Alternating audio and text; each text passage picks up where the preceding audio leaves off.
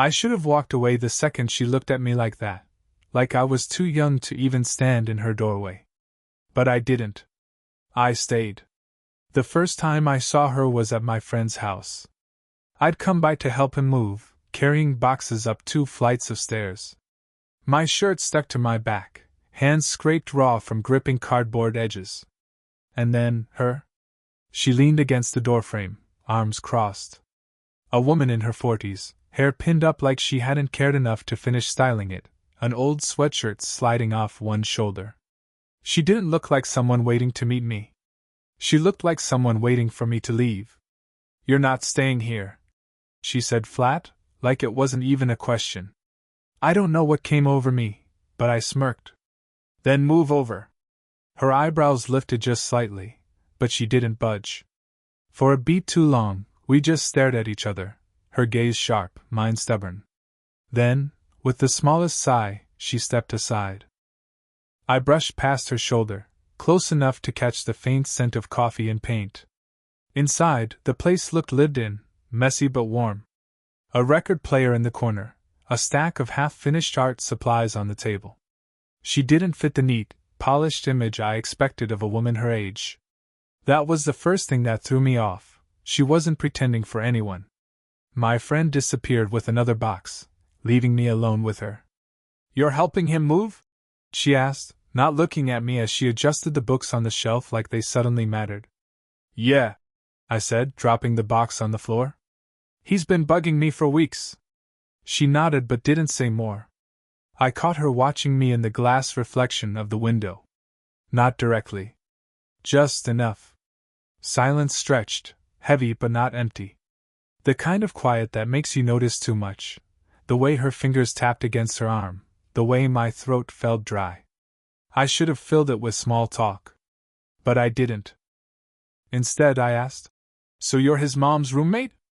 She gave me a look, half amused, half annoyed. "That's one way to put it. And what's the other?" I pushed, before I could stop myself. Her lips curved, not into a smile, but close. "The other way doesn't concern you." That should have ended it. It didn't. I kept hauling boxes, each trip brushing by her presence. Every time I came back, her eyes flicked toward me, quick, guarded, like she wasn't sure she wanted me to notice. But I did. I noticed everything. By the last box, she was at the kitchen counter, pouring herself a glass of water. I reached for one too, standing closer than I needed to. Her hand tightened on the glass, but she didn't move away. For a moment, it was nothing but the sound of water dripping into the sink and our breathing, too synced for comfort. "Long day," I muttered. She finally looked at me, really looked, like she was trying to decide if I was trouble. Maybe I was. "You shouldn't get comfortable here," she said softly, but her voice had lost the edge from before. I tilted my head. "Why not?" Her eyes lingered on mine, just a second too long. Then she set her glass down, brushed past me, her shoulder grazing mine, and disappeared down the hallway. I stood frozen, the echo of that touch burning through me. And for the first time, I knew, walking away wasn't going to be an option. I told myself it was nothing, her brushing past me, her warning not to get comfortable. But the truth? It had already hooked under my skin. That night, after the move was done, my friend bailed early. "I'll crash at my mom's," he said, tossing his keys on the table. "You good to lock up?" And just like that, it was just me and her. She was sitting cross-legged on the couch, hair now loose, glasses perched low on her nose. She looked less like someone's roommate and more like someone who'd lived too many lives already. There was an open notebook on her lap, words scrawled across the page like she'd been trying to make sense of something. "You're still here," she said without looking up. "You asked me to lock up," I reminded. She hummed, closing the notebook. "That's convenient." I couldn't tell if she meant for me or for her. I leaned against the doorframe, trying not to stare but failing. There was something about the way she sat, shoulders drawn in, like she carried a weight no one else could see. "Long day?" I asked. Her laugh was soft, humorless. "Long year," I didn't press, but the words stuck. A long year. The kind of line that said more than she wanted me to hear. I tried to distract myself by studying the room. The walls weren't bare. Paintings leaned half-finished against them, canvases layered with colors she hadn't decided on. Some bold, some soft, all abandoned mid-stroke. You paint, I said. She looked at me finally, eyes narrowing like she hadn't decided whether that counted as an intrusion. I used to. Why'd you stop?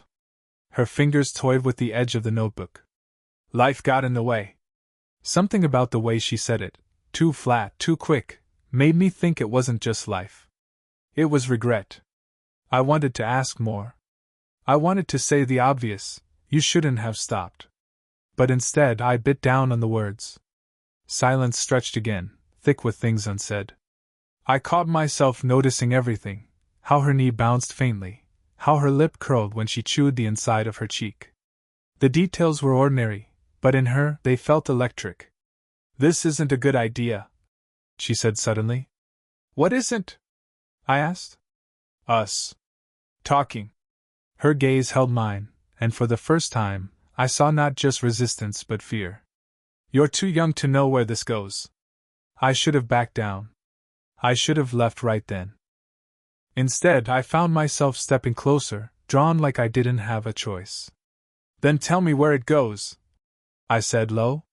Her hand froze on the notebook. For a heartbeat, either of us moved.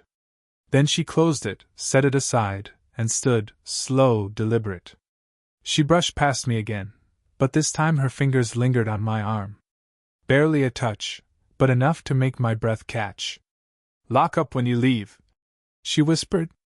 But she didn't sound like she wanted me to go. And for the first time, I wasn't sure if I could. I didn't leave. I told myself I was just making sure the door was locked, just finishing the water I'd poured, just taking my time. But the truth was, I couldn't walk out while her touch was still burning on my arm. She disappeared into the kitchen, and I heard the clink of glass against the counter. For a minute, I just stood there in the living room, fighting myself. Every part of me knew this was a bad idea. She'd warned me twice. And yet, there I was, following the sound of her. She was leaning over the sink, back to me, the kitchen light cutting sharp against her shoulders. The sweatshirt had slipped lower now, bearing the curve of her collarbone. My throat tightened at the sight, and I looked away too late. You're staring, she said without turning. I swallowed hard. You left the window open. It was a terrible excuse, but she didn't call me out. She only reached to shut it, her hand brushing the curtain. You think too much, she murmured. And you don't think enough. I shot back before I could stop myself. That got her attention. She turned, arms crossed, eyes narrowed like she wasn't sure if she should laugh or throw me out. For a second, I thought I'd pushed too far. Then her gaze softened, and I caught something in it I hadn't seen before. Loneliness, raw and unguarded. I wanted to say something, anything, but before I could, her phone buzzed on the counter. She snatched it up quickly, screen angled away from me. Yeah, she answered, voice clipped. A pause. No, it's fine. I'll handle it. Her shoulders tensed as she listened, jaw tight. Whoever it was, she didn't want me hearing. She hung up fast, setting the phone down face down. Everything okay? I asked carefully. She hesitated, then shrugged. It's nothing. Just complicated. The word lingered between us. Complicated. Exactly what this was. I should have left. I even took a step toward the door. But when I turned back, she was watching me, really watching, like she wanted me to stay but couldn't bring herself to say it.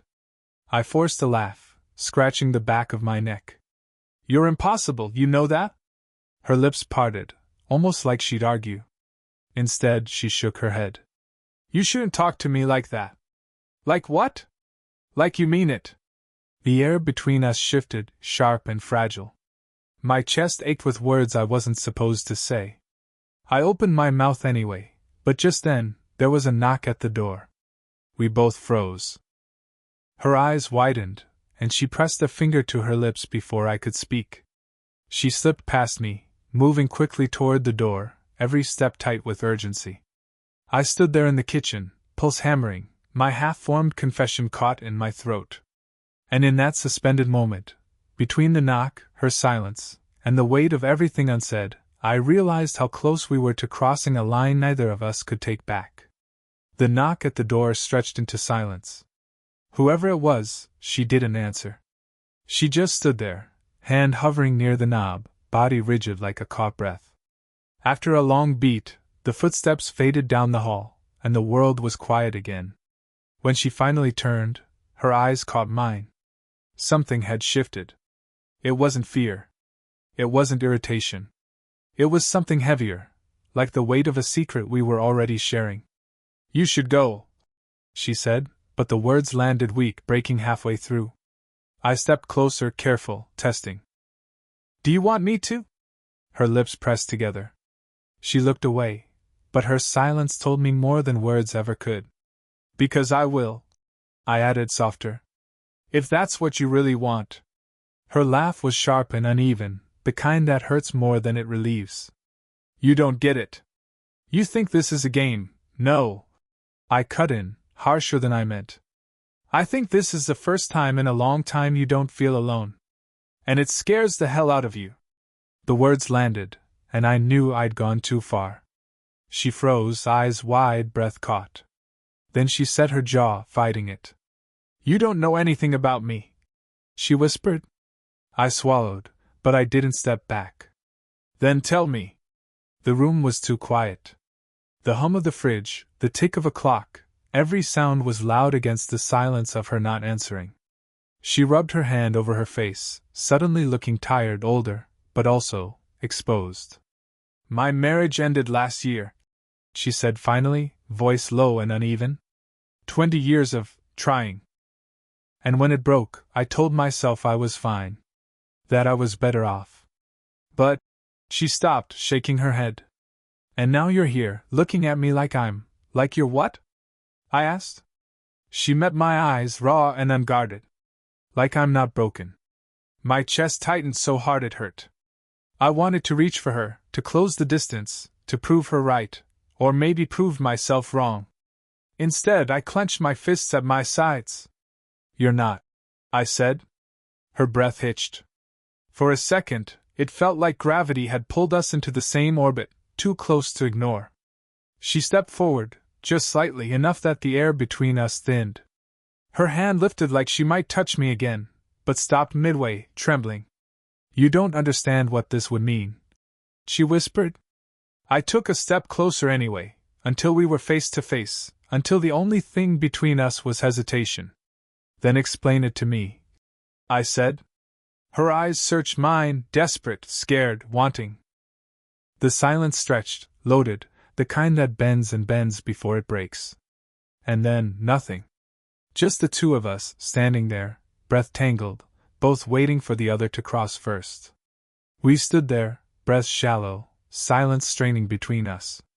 One step more and it would have broken. One touch, one word. And then her phone buzzed again on the counter.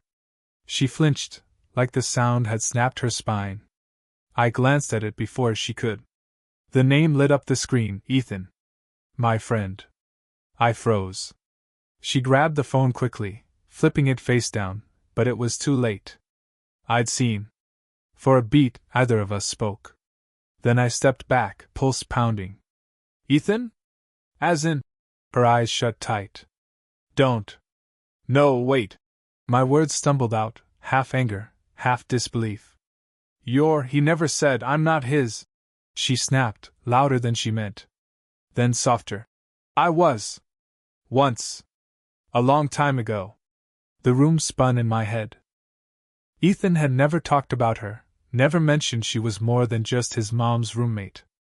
And yet here she was, standing in front of me, history written all over her face. "You were with him," I said slowly, trying to make sense of it. "Years ago," she said, voice breaking. "Before college. Before everything. We tried. We failed. And when it ended, I promised myself I'd never blur those lines again." I laughed, hollow. "And yet here we are." Her hands gripped the counter until her knuckles whitened. This is different. How? I demanded. Her eyes snapped to mine, wet with something I didn't expect, desperation. Because with you, I don't feel small. I don't feel like an afterthought. And that terrifies me. The words hit harder than I was ready for. I wanted to be angry, for Ethan, for myself, but the truth was, all I felt was a dangerous kind of clarity. She hadn't planned this. She'd been fighting it harder than me. And yet here we both were, circling something neither of us could stop. The phone buzzed again. Same name. She didn't answer. Instead, she looked at me, really looked, and for the first time, I saw the fracture in her armor. Regret. Longing. Fear. I shouldn't let you stay, she whispered. I should push you out that door and never let this go any further. Then do it, I said, my voice shaking. Tell me to leave, and I'll walk out right now. The air between us stilled. She didn't speak. She only stared, her silence louder than any confession. I felt my chest cave in, my throat dry. Every instinct told me this was wrong. But her silence, her inability to push me away, felt like the most honest answer she'd given me all night. And just like that, everything had changed. Her silence stretched, thick and suffocating, until I thought I'd go mad from it. I'd given her the out, told her all she had to do was say the word and I'd leave. But she didn't. She just stood there, hands still braced on the counter, eyes locked on me like I was the problem and the answer at the same time. Finally, she spoke, voice low, trembling. Do you know how much damage you could do to me? My chest ached. Do you know how much you've already done to me? The words slipped before I could catch them, and for a second, we just breathed, two people admitting more in silence than we ever had in words. Her shoulders slumped, like the weight of the years she'd confessed earlier had caught up all at once. You're not supposed to matter this much. I moved before I thought better of it. Closed the space. Not touching, not yet, but close enough that the heat of her body brushed mine. Neither are you, I said softly. And yet. Her hand twitched, fingers curling as if reaching for me, then pulling back. She shook her head, whispering, You're too young. Too reckless. You'll wake up one day and hate me for this. I swallowed hard, my voice unsteady. Or maybe I'll wake up and remember the one person who saw me like I mattered. Not as someone's kid. Not as a favor. Just me. That broke her. I saw it in her eyes, the flicker, the surrender she didn't want to give me. She exhaled shakily and whispered, God, I've tried to push you away. I leaned in, just enough that our foreheads nearly touched. You didn't try hard enough. The silence snapped. Her hand finally found my arm, fingers gripping tight like she'd drown if she let go. And then, her lips brushed mine. Soft, hesitant, almost like a mistake. But I kissed her back deeper, pulling her closer, every ounce of restraint shattering. It wasn't polished, it wasn't careful, it was raw, messy, like two people trying to breathe the same air.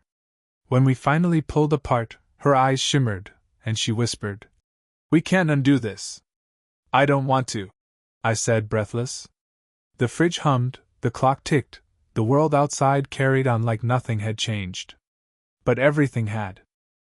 For a long time, we just held each other in that quiet storm. No excuses, no promises, just the truth we'd been circling all along. It wasn't perfect. It wasn't safe. But it was real. And for the first time all night, neither of us tried to run from it. The night bled into morning before I even realized it. The first light pressed pale and uncertain through the curtains, catching dust motes in its glow. She sat beside me at the edge of the couch, hair loose and tangled, sweatshirt sliding off one shoulder. Neither of us spoke for a long time. I thought she might regret it. I thought maybe she'd stand up, put distance between us, pretend nothing had happened. But she didn't. She just sat there, hands clasped in her lap, staring at the floor like it might give her answers she didn't already know. Finally she said, I don't know how to do this. I turned toward her. Neither do I. A quiet laugh slipped from her, tired and honest. That's the problem, isn't it? I've lived half a life already. I'm supposed to know better. And here you are, making me feel like I'm 20 again and reckless enough to ruin everything. I didn't answer right away. I let the silence settle, heavy but not unbearable. Then I said, maybe it's not about knowing better. Maybe it's about knowing what matters now. Her eyes lifted to mine, raw and searching. And what if I ruin you? What if this ruins us both? I shook my head. You're not ruin. You're the first thing that's made sense in a long time. Her lips parted like she might argue, but no words came. Instead, she reached for my hand. Her fingers trembled when they touched mine, but she didn't let go. That single gesture, the way she held on, despite every reason not to, was more of a confession than either of us had said all night. We didn't promise forever. We didn't define it, box it in, or pretend it was simple. We just sat there in that fragile morning light, two people who'd stumbled into something they weren't supposed to find and couldn't walk away from now that they had. The phone buzzed again on the counter. Ethan's name flashed across the screen. This time, she didn't move for it. Neither did I. We just let it ring, unanswered, until the sound faded into silence. Because whatever came next, awkward explanations, complicated truths, the world outside those four walls, we'd face it differently than before. Not as strangers orbiting the same gravity, but as something more. Something chosen. And maybe that was enough. Moral and emotional payoff. Sometimes life doesn't give us neat choices. Sometimes it gives us the people who break every rule we thought we had, and remind us we're still alive enough to risk it. Did you enjoy the story? What kind of stories would you like to hear next?